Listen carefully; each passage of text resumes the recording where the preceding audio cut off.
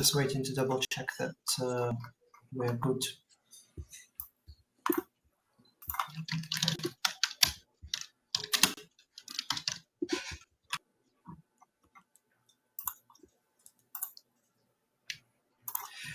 Perfect. Welcome, everybody.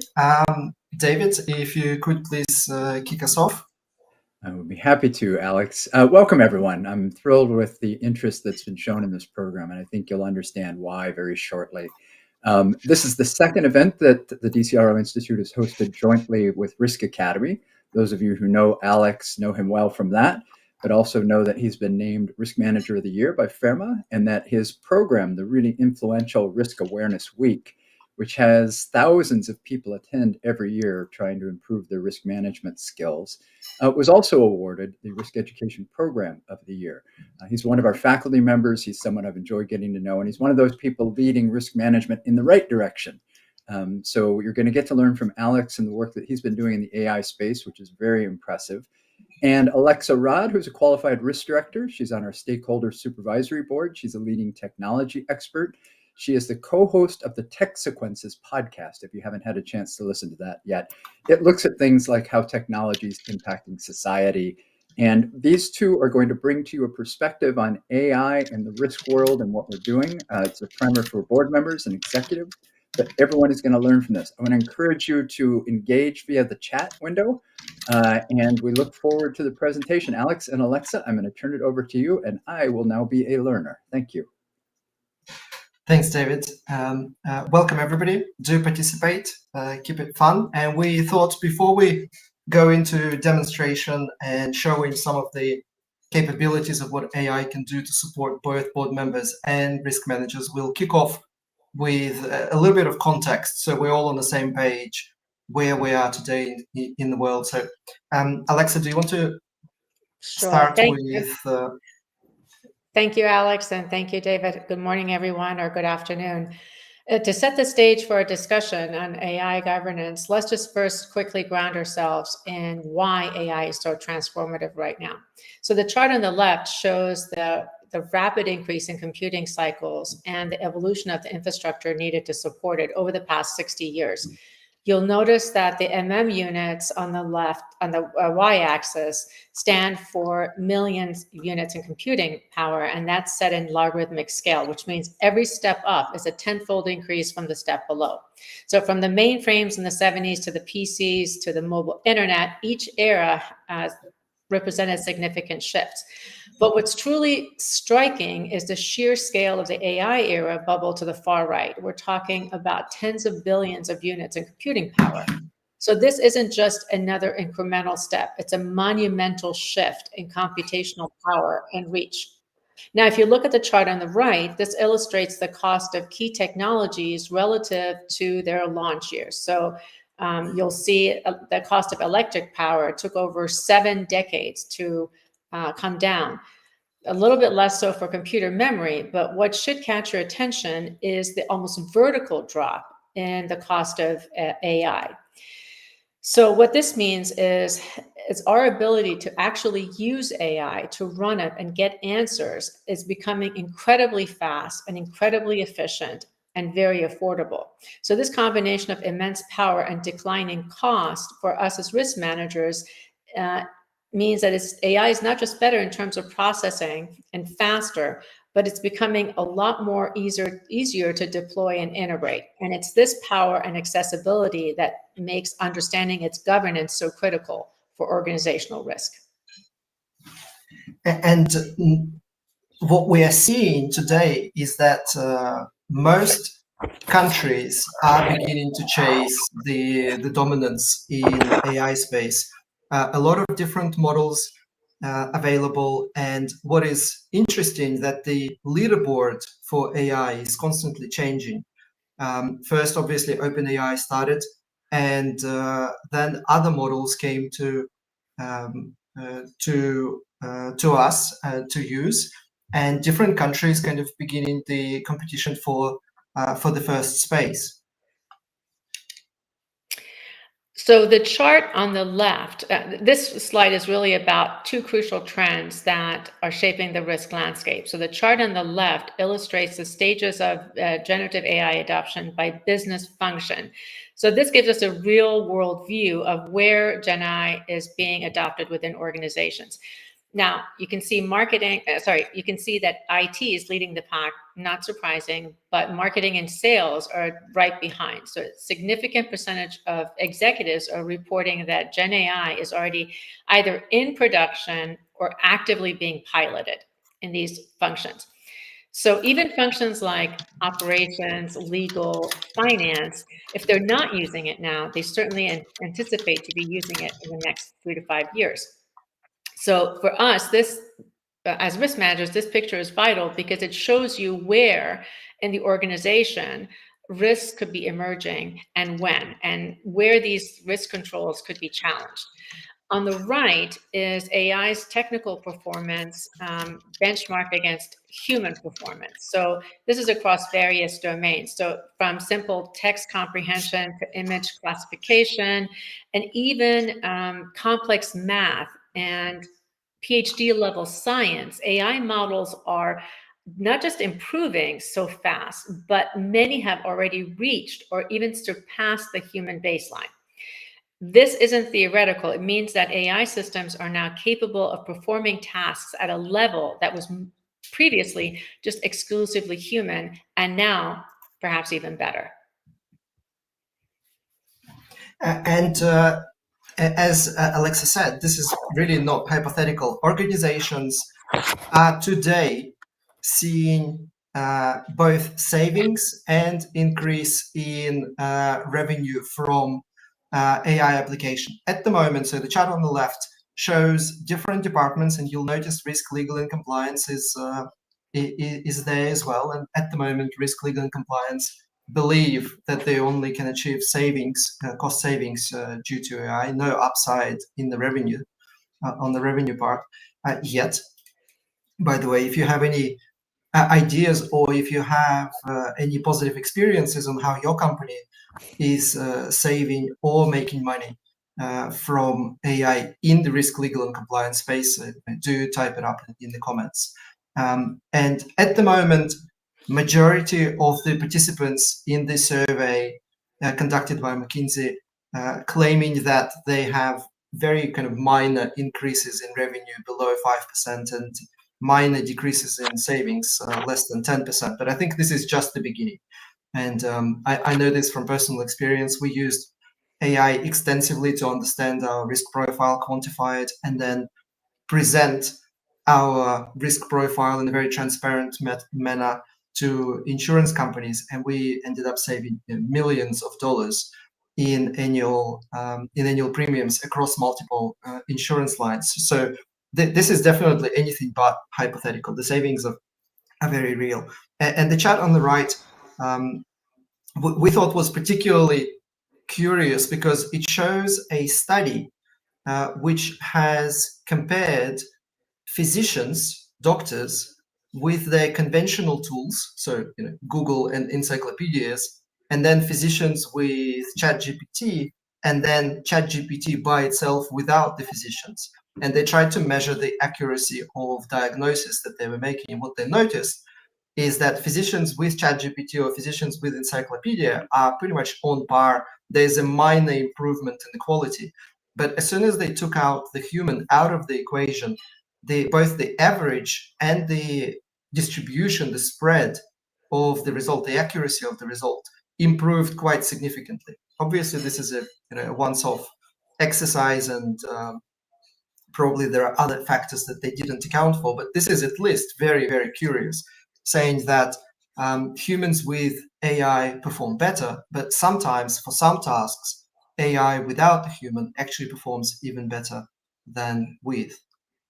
And I think the kind of the big irony with this is that even though many organizations are beginning to claim and help us understand that AI generates both savings and revenue increases, and it significantly outperforms not using AI, what we're seeing that, again, statistically, most organizations still use this superpower only for basic research, translation, and email writing. And this is literally like, putting in the Formula One engine inside your bike. You have access to this superpower that you're only using 0.25% of its potential. So I think we have a lot of opportunity out there to capture the value that AI generates. And perhaps because people are using it for rather mundane tasks, there's a element of being blindsided. Let me explain why. If you look to the chart on the left, it shows global opinions on the perceived impact of AI on current jobs. What's striking is that disconnect. Only 21% of respondents believe AI will significantly change their current job in the next 5 years. But even fewer, just 11%, think AI will replace their jobs. So this perception often underestimates AI's true disruptive potential. Just let me give you an example. In June, a memo was leaked from Amazon CEO Andy Jassy, where he told his employees that Amazon will be employing more and more AI agents, and that some corporate jobs will be turned over to AI agents. And that AI agents will not only be the employee's productivity partner, but also their teammates. So now consider the implications of that when you look to the data on the right hand of the slide. This chart details the share of employees being reskilled due to AI use, both in the past year and for the next 3 years.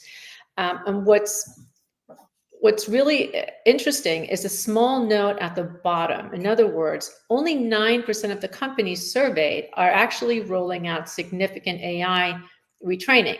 So this gap between the perceived impact and the actual preparedness or lack of substantial training is where this blind side risk emerges.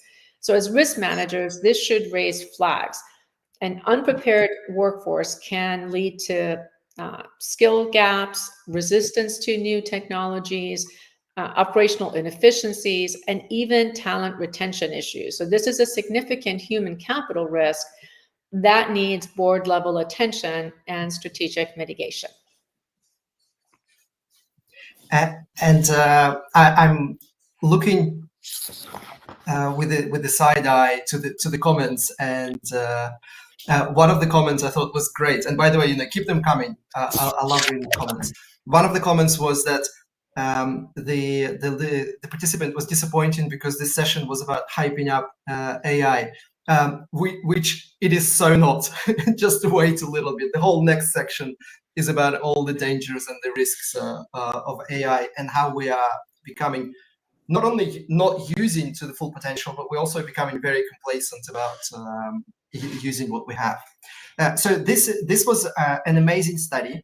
A significant sample of people has been asked what risks do they see, and I think this is a great example because it's very telling just how disconnected we are, or decision makers or risk professionals are from reality. Because basically, starting on the kind of top left are the biggest risks, and then going to the kind of bottom right are the lowest risks. So the higher the blue bar is, the higher the risk, and the dark line kind of shows the trend between the 3 years. So at the highest risk, according to the surveyed participants, is inaccuracy and hallucination. And I just wanted to share a graph on the right, which is another study, which shows that on average, the latest models have about 1 to 2% hallucination rate, and that is, it's not zero, it's not significant, but it's still significant improvement to a human hallucination rate, which is estimated to be around 30-35%. So hallucination is definitely the most common risk we hear about, but it's probably less of an issue than we believe it is, because by focusing so much on hallucinations in AI, we kind of forget about the real risks. And if you just look at the kind of at the bottom right side, political stability, environmental impact, physical safety, national security, these are much, much greater risks that AI is posing. And US is really kind of taking the lead on that, taking the lead, I think, on achieving dominance at any cost, and potentially significantly increasing the risk exposure for the organizations along the way. So AI is anything but a risk-free, and starting from physical risks, from climate change, because all of that electricity that is needed to support the AI infrastructure, that has a huge climate effect and a carbon effect, to all the way to misinformation, fraud, corruption, and so on. So huge risks associated with AI, but there's something that is even more significant. And Alexa, you can talk a little bit about that. Thank you. So if you've ever wondered whether the use of generative AI can impact your cognitive function, you're not alone. So this is a study just as of last month from MIT Media Labs. They conducted a study where participants wrote SAT essays, continually wrote SAT essays, and they were divided into 3 groups. One group was using exclusively ChatGPT. The next group was using Google search, and the third group, which was the brain-only group, had no digital aid. So they had to do it the old-fashioned way, write it by hand. Crucially, researchers monitored their brain activity using EEG scans. So you can see that in the visual to the left. What they found was quite telling. In other words, the group using the ChatGPT, which was exclusively ChatGPT, exhibited the lowest brain engagement during the task. The study concluded that ChatGPT ChatGPT users consistently underperformed at neuro-linguistic and behavioral levels. But even more concerning, over the course of the study, ChatGPT users actually became lazier. So with each subsequent essay, they eventually resorted to just copy and paste function by the end.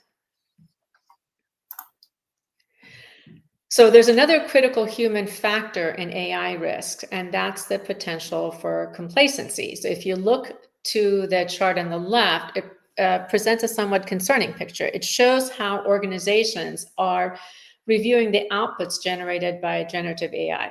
What's striking is that the respondents are almost equally likely to say that their organization reviews all GenAI outputs as they are to say that very few are reviewed. So this suggests that a significant portion of organizations might be operating with a degree of blind trust, or at least inconsistent oversight when it comes to AI-generated output or content. And why is this complacency so risky? So this is just one of the many stories. This is a Reuters headline about Samsung, which reported that sensitive data was inadvertently exposed through employees' use of AI systems. By the way, this isn't an isolated case. If you look through media reports, you'll see a number of other ones where this underscores the tangible consequences when we become complacent about the use of AI, its output, and the flow of data between the company, its users, and these very powerful AI tools. Microsoft Copilot, for incredible capabilities, we still need human oversight. We still need rigorous review processes. We still need to have a healthy skepticism to mitigate some of these very real data security and confidentiality risks. So now we've spent some time discussing the incredible opportunities, inherent risks of AI. We've touched on a few, but these are some sample headlines just to give you a flavor for the kinds of lawsuits that are now emerging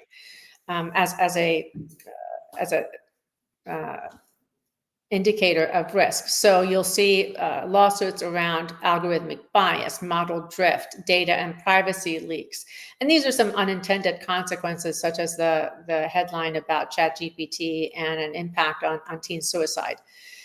So these aren't just technical issues. These are tangible material risks that demand board level attention. And so this naturally brings us to the regulatory landscape. So AI policy is actually a very challenging area for ERA. And I just want to briefly outline what's happening in the global regulatory landscape and what it means for board members. Whether your company operates in the US, Europe, or in Asia, if you had to summarize the state of AI regulation globally, there's one word that comes to mind, and that's patchwork. There is no underlying or uniform global rule book for AI. Instead, what we are seeing are diverse and sometimes overlapping frameworks based on what a particular country or region deems as most important. So in Europe, the EU AI Act has been the global pace setter. It is a risk-based framework which categorizes AI systems from unacceptable to minimal risk. And there's some prohibited uses such as social media scoring or indiscriminate biometric identification. High-risk systems, such as those in critical infrastructure, employment, legal, law enforcement, these face more stringent requirements, such as robust risk management, data governance requirements, human oversight, and extensive technical documentation. Critically, this act has extraterritorial reach, which means that if your company's AI system or its output is used in the EU, you will likely need to comply, regardless of where your headquarters are. The penalties for non-compliance are quite severe. So it's 7% of your annual turnover or 35 million euros, whichever one is greater. Now, it's worth noting that the EU office, which is slated for enforcement of this act, has about 140 employees. So that's not a lot of employees for enforcement. Now, in the United States, the approach is more fragmented. There is no federal AI regulation. There's President Trump's January 2025 executive order 14179. It's called Removing Barriers to American Leadership in Artificial Intelligence. And the name should tell you all. It is really about promoting AI dominance, U.S. AI dominance. But what it does, what's different about it from the previous executive orders, is that this is set to promote AI development free from ideological bias. There's an action plan that is due this month, which I haven't seen yet. Now, this contrasts with earlier executive orders from the Biden administration that focus more directly on safety and trustworthiness. So the U.S. generally emphasizes innovation and U.S. dominance, but leverages some existing laws like some consumer protection or privacy regulation. Now, beyond these two giants, China is another notable player. China has a strong emphasis also on dominance, AI dominance, but also with data localization, national security, and interestingly, aligning its AI content with what it calls core socialist values. In fact, in some cases, it requires government approval for large language models. So what does this mean for your board? Well, first of all, AI governance is not just an IT or legal issue. It is a strategic imperative that impacts every aspect of your business, not just operational and legal, but also reputational risk. And second, because of EU AI Act's extraterritoriality, even if you are a US-based company or an Asian company, you likely will need to understand and potentially align with EU's requirements if you have any European presence, if your content is being used, or if you have any users. Now, ultimately, there are some general similarities between these broad frameworks, and these have to do with protecting some fundamental rights and safety, fostering trustworthy AI innovation, ensuring accountability and transparency, mitigating risks like bias and security leaks, and promoting ethical AI use. So for your company, this means you have to prioritize internal AI audits. You have to work on developing robust governance frameworks. Remember that on the slide, we have a story about how immature some of the risk frameworks are that companies are employing. You have to ensure cross-functional collaboration. And you really need to monitor the global regulatory landscape, because it changes day to day. Yesterday, Trump just signed 3 other executive orders related to AI.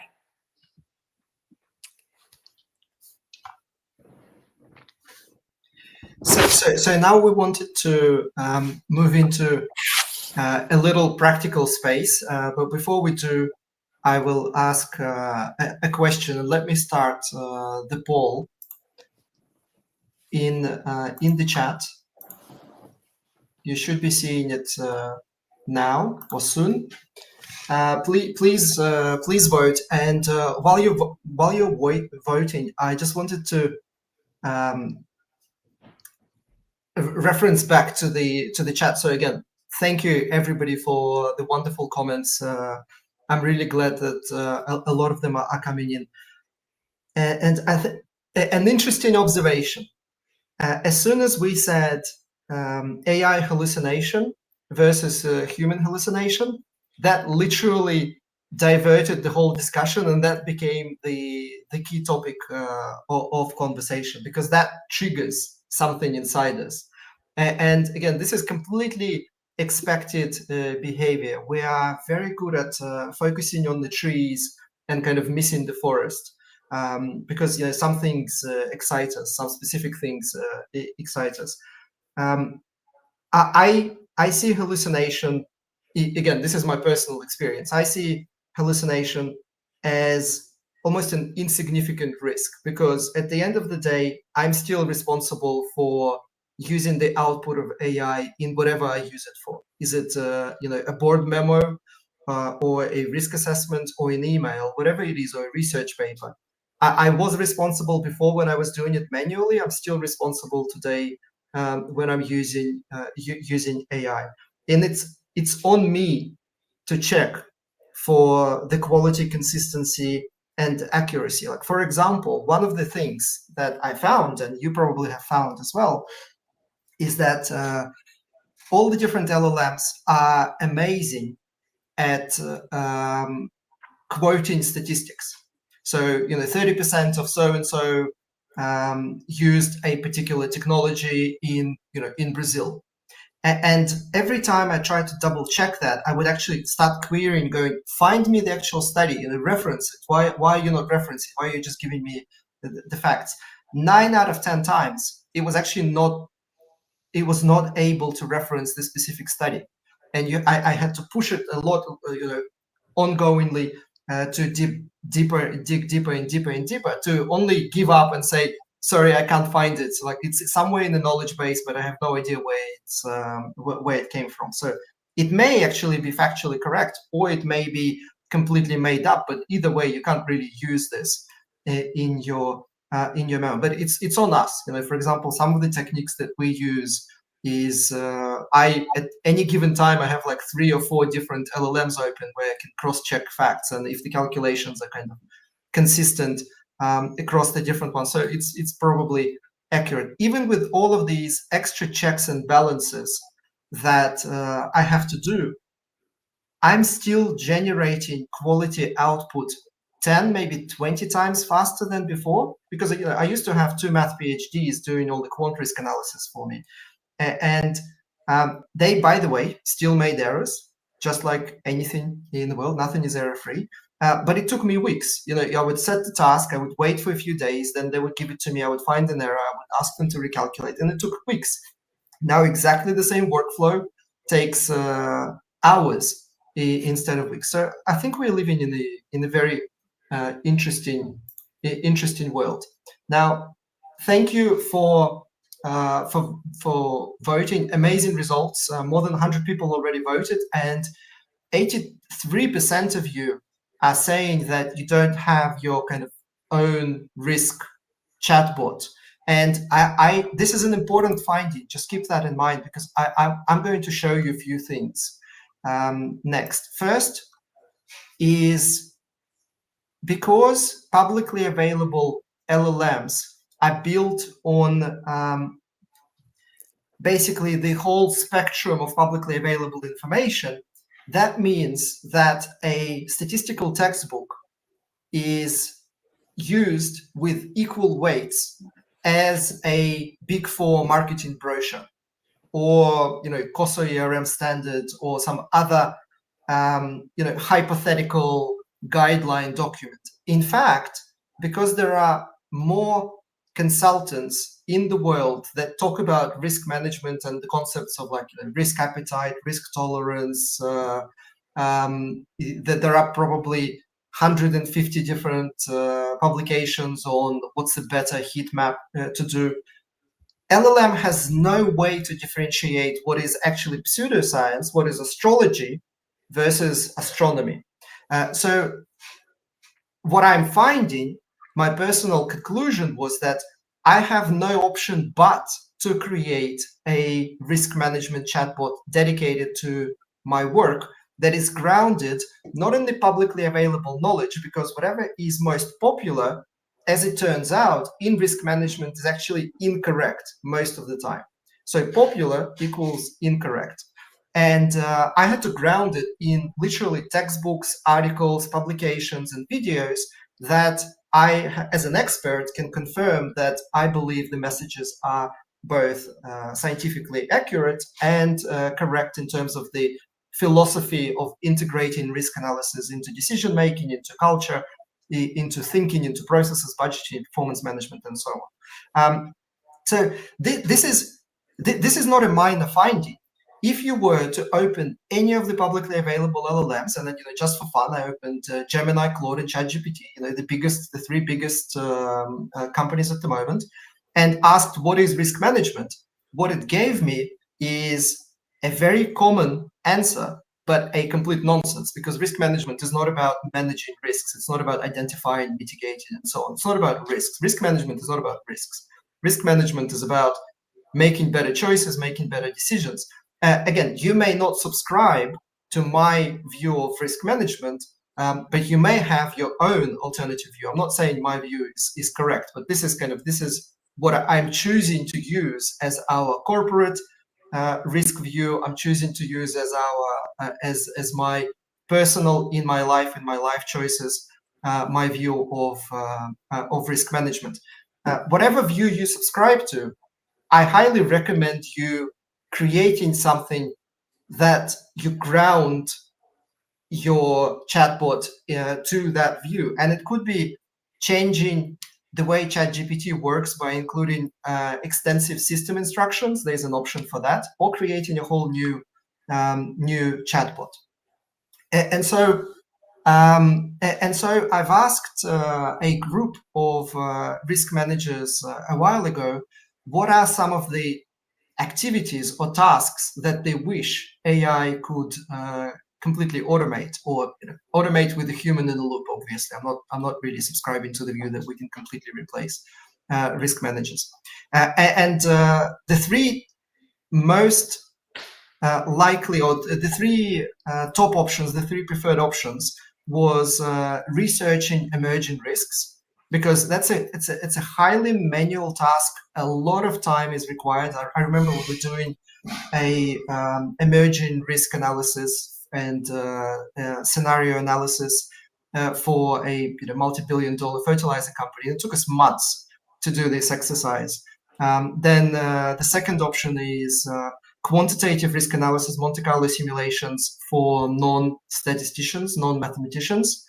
and generating risk information, risk reports for different audiences. Again, it's a lot of manual work to convert your risk summary for the board or the audit committee or the head of legal or the head of safety. They all have different perceptions. And I think the good news is that all these activities, all these top 3 activities and more today can be significantly improved in terms of time and quality with AI.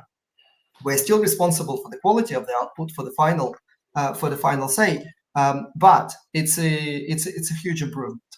And so next, we wanted to demonstrate a kind of a little case study. Alexa, do you want to set this up for us? Sure. So the Linus Rare Earth company, which is based in Australia, had made some investments in Malaysia. What they're considering is a $220 million investment in processing facilities in Malaysia. Now, I have to say that this is a decision that's already been done, so we're just going back and reviewing the decision. What they are particularly interested in is separating heavy rare earth and diversifying their supply chain because of some geopolitical risks and other risks that we'll talk about. So they've invested approximately $25 million already in a rare earth circuit in Malaysia. And they want the production to be targeted for 2025.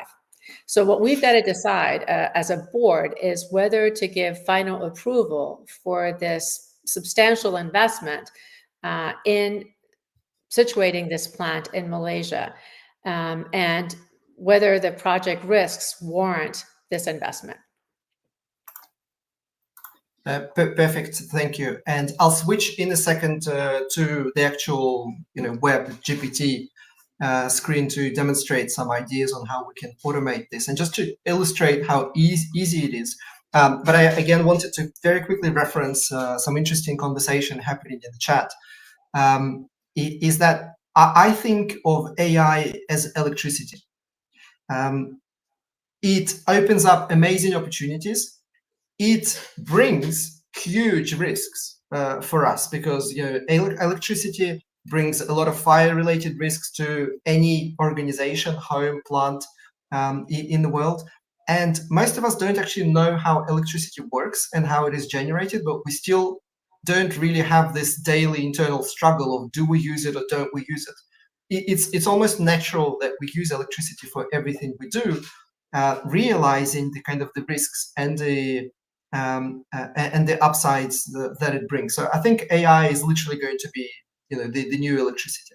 It will be everywhere.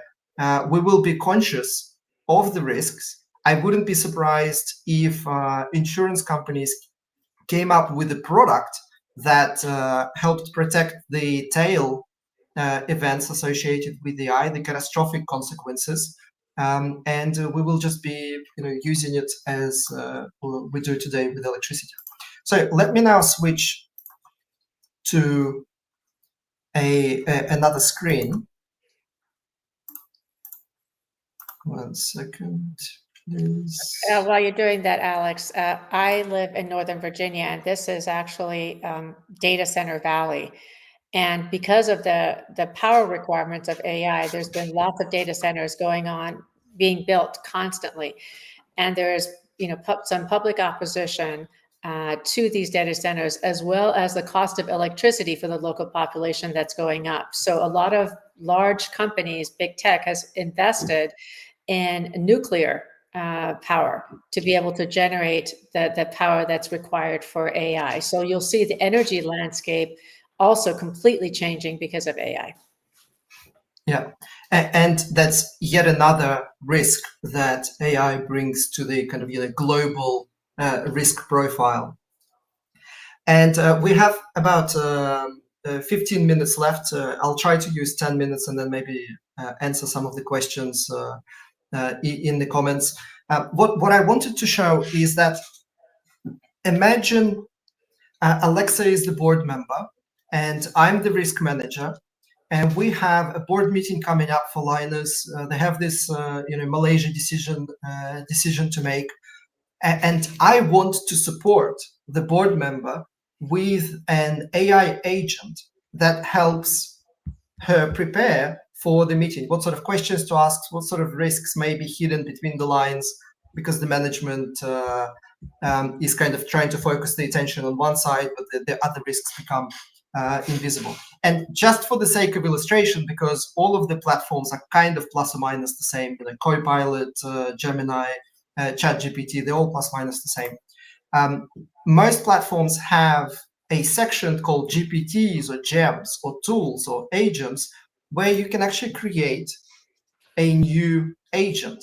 And an agent is basically using the breadth of the knowledge of the overall database, but you have an opportunity to ground it with specific system instructions to ground to either a specific task, or you can ground it to a specific knowledge base where it will first look at your book or an article on a particular topic, and then it will utilize the broader knowledge. So this is a very, very helpful thing. And because it only takes half an hour to set up, and because I've done some prep, we can do it in 5 minutes.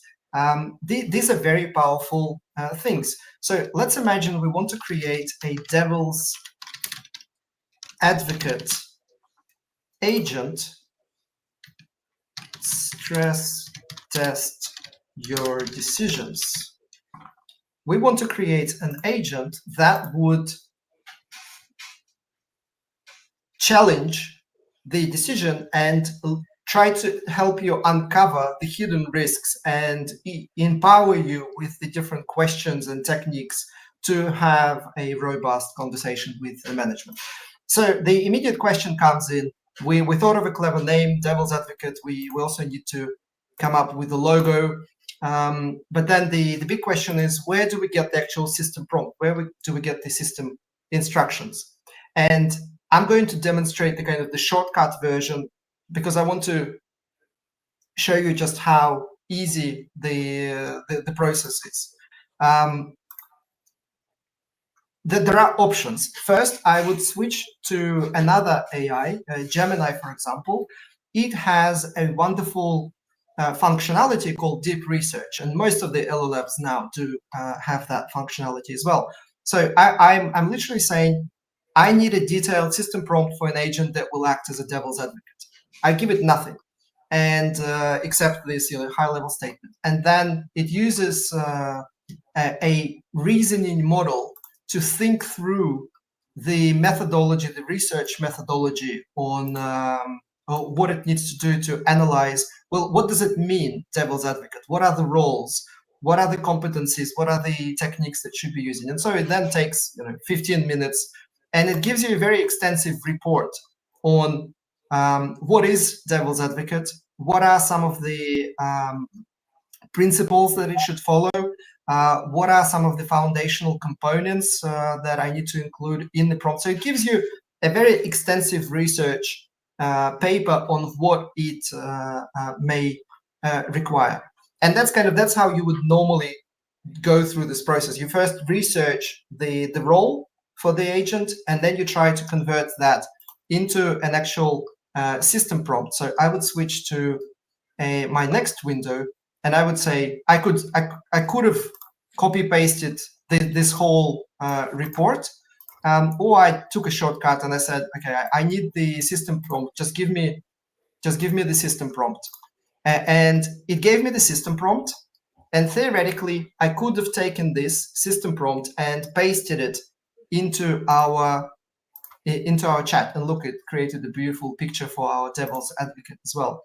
I could have done that, but when I tested this prompt, and this is what it's all about, it's just testing, iterating, trying to find the sweet spot that actually performs well given the LLM, because each different LLM has slight preferences how it processes prompts. Some stick closer to the instructions, some take instructions as as a high level guidance. But what I found is that it was giving me very hypothetical arguments. It wasn't really supporting it with anything. So I said, well, I want to I want the challenges by the devil's advocate. I want the pushback. I want the questioning to be a little bit more fact-based and statistical. Like, surely there's a little bit more information that could come back. And what it did, it gave me an updated system prompt, and I said, great. The only problem with this system prompt is when I copy it and insert into the ChatGPT, it says ChatGPT can only take instructions which are 8,000 characters or less. So I have to shorten it a little bit, and so I literally say, well, give me a smaller version. And so I will take the smaller version and insert into the chatbot. And let's see while it processes. Let's see if it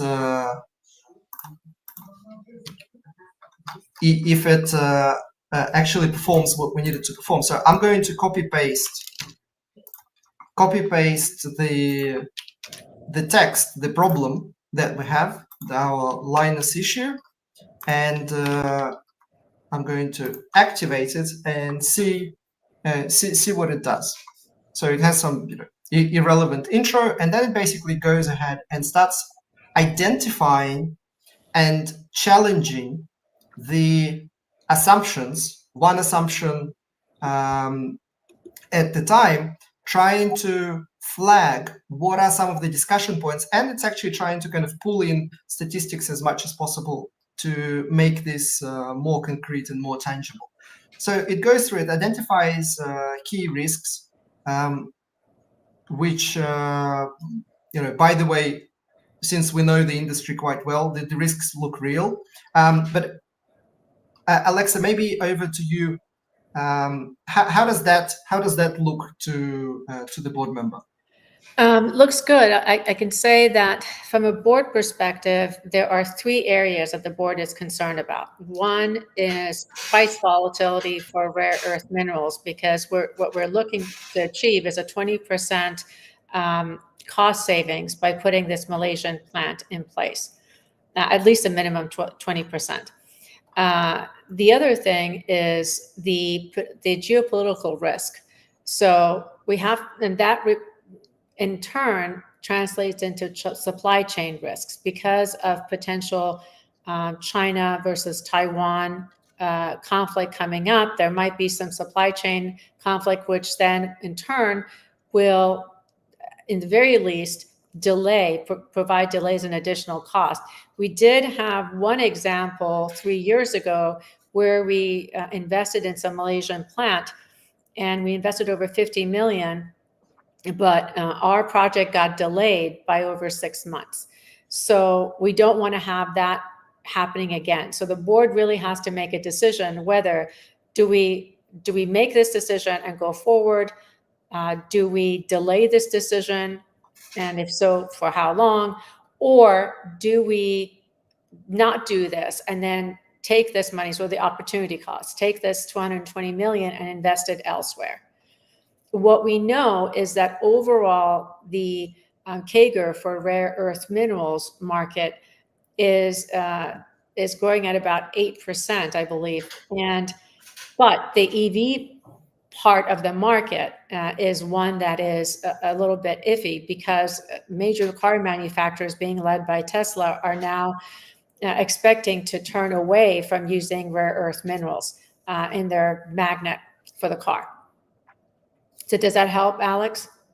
Yeah, absolutely. Perfect. And seeking feedback like that is actually extremely useful, because you would then take that feedback and you would reshape your system instruction to direct your agent towards a particular focus that the board members have. For example, one thing that I've discovered is that if we just use publicly available LLMs to create our system prompt, what I found is that it's really good at identifying kind of the obvious first order causes, but it doesn't really look for deeper root causes the second order consequences, it's not going deep enough to actually be useful. It's very surface. So I've literally said, I've created the new chat, and I said, this is the system prompt, and I'm not happy about this because it's lacking certain level of rigor, and it gave me a different updated version, which is a lot better than before.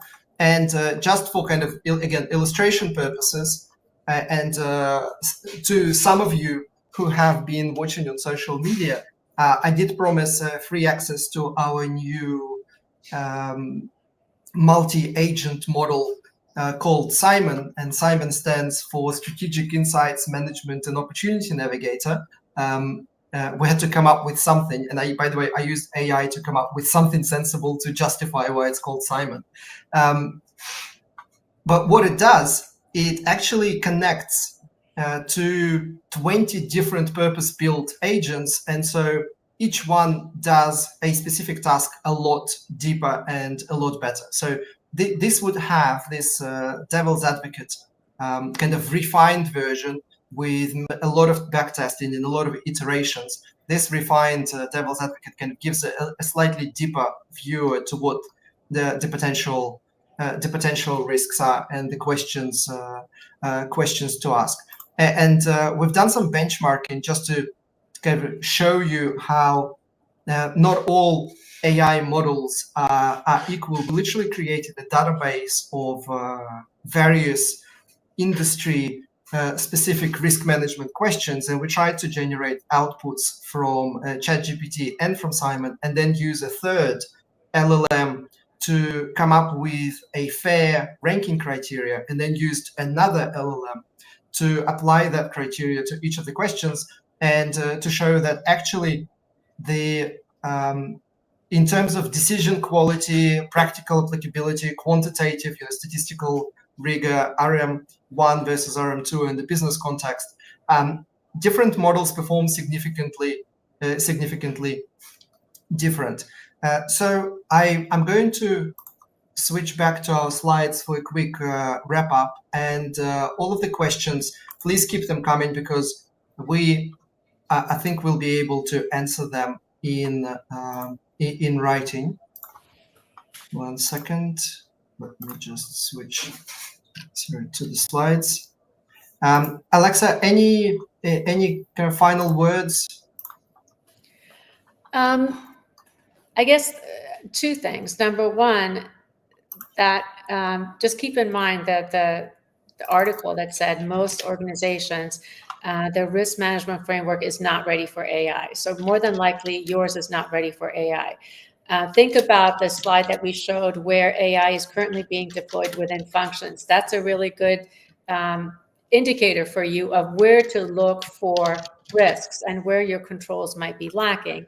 And third, from a board perspective, don't look at this from a compliance perspective, even though I talked about EU and the fact that you may have to comply. Think about this as a strategic imperative, meaning AI is coming. You are probably blindsided already. Your risk controls are probably not accurate already. And you need to figure out how to set up a robust governance framework that goes beyond compliance, that looks at not just the risk, but the opportunities of employing AI. Perfect. Thank you so much. And I think we have a very fit for purpose quote to end today's broadcast. Alexa, do you want to say a few words about this? Sure. This comes from, I think, one of my favorite books. I often give it as a gift. Carl Sagan in 1995 wrote a book, Science as a Candle in the Dark, Our Demon-Haunted World. And I'm not going to read the quote to you, but it is very telling. And I think this is the society that we live in right now, where our cognitive functions have eroded to a significant degree already. So it's a warning for us. Even though AI is so incredible, an incredible, powerful tool, more important and more incredible is our own rationale and critical thinking faculties that cannot be left aside. I think that's a perfect conclusion to today's session. Thank you, everyone. And just a quick added bonus. If you're watching this on the dcro.riskawarenessweek.com, just below the broadcast, there is a section called Media, and there you can actually download a free guide to using GenAI for risk management.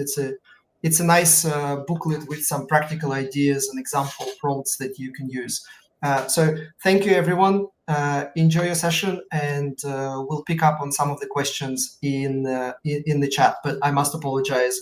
I wanted to stay longer, but I have another commitment that I have to make in 3 minutes. Thanks, everyone.